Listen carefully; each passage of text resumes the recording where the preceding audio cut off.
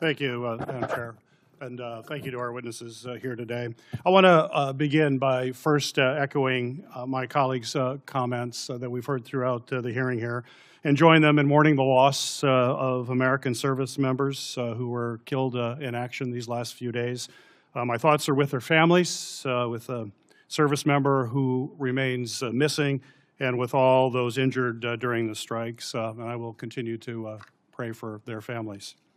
Secretary Hegseth, over the course of the war with Iran, I have repeatedly expressed concerns regarding the administration's lack of a winning strategy and repeated contradictions about the state of the war.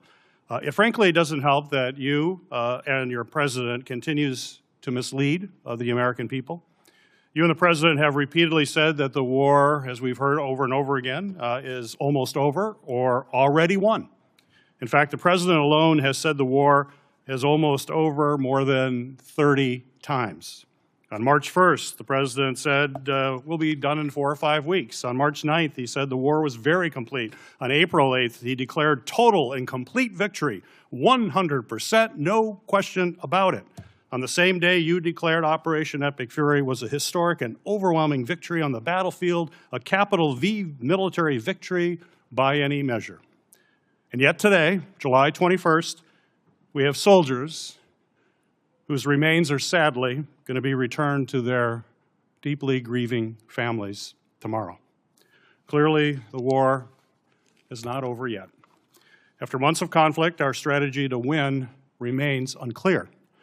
I have long said the United States has the strongest military in history in the world, and I have no doubt that our brave service members can execute any mission and prevail in any battle. But without a clear winning strategy, we're at risk of being in another forever war that'll put our service members in continued harm's way and continue to cost taxpayers billions of dollars. Secretary Hegseth, despite your failure to win this war, you are back now before Congress asking for almost $70 billion in additional funding. You're asking the American people for a blank check because, once again, the Trump administration's efforts have been an utter and complete failure to win this war to this point.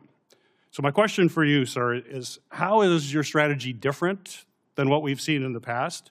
So far, we have not seen a strategy that's been successful. You mentioned nuclear material as the primary goal of the war. It still exists. We haven't dealt with that issue yet. You talk about the destruction of missiles, and yet the missiles that we saw hit recent targets are actually somehow more lethal, more deadly, more maneuverable than what we have seen in the past. So they're obviously improving their munitions.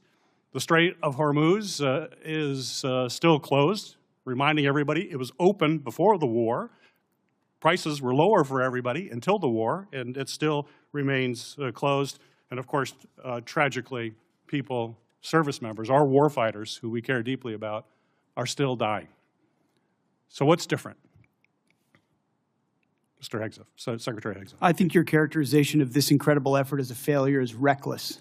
And I think it's irresponsible. And I think it smears the sacrifice of the troops that are out there making on behalf of the American people to ensure that Iran never gets a nuclear weapon. Shame on you and others who call this a quagmire and a failure, and then you want to turn around and say you support the warfighter. Either you do or you don't. Is the nuclear material still there, I can get you a ticket out to CENTCOM and talk to what those Americans are doing, and how committed they are to this effort, and how they want to ensure that Iran never threatens their families with a nuclear weapon. That's the kind of intensity that our warfighters have about making sure that Iran isn't capable of doing that. Secretary Hegseth, if you listened to my comments, you would have heard me say how amazing our warfighters are. I heard failure. And the word heard, I heard exactly what you said. I will tell you how I use the word failure, because I use the word failure to their leaders. You, sir, are the failure, not the men and women who are on that front line, not the men and women who hold up their honor with distinction.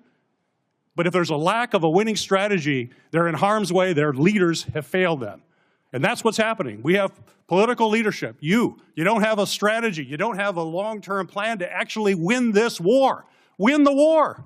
The men and women are going to be able to do it, but they need to have leadership. When will you show leadership? We have leadership. When will you show leadership? Why don't you leadership? show some leadership and stand up to your fellow Democrats who won't fund the troops, who stand and play partisan politics while you don't give us the money? You want to stand up here and talk about the troops? You won't show any political Secretary courage Hegseth. to actually fund our department because you have Trump derangement syndrome and can't actually commit to anything meaningful. So I put this on you, Senator. Secretary Hegseth, you have trillions, you have over $1 trillion. You're asking for $1.5 trillion. It's not a question of money. It's a question of leadership and understanding what it takes to actually win. Political cowardice of Democrats who won't fund the troops. Senator's time has expired.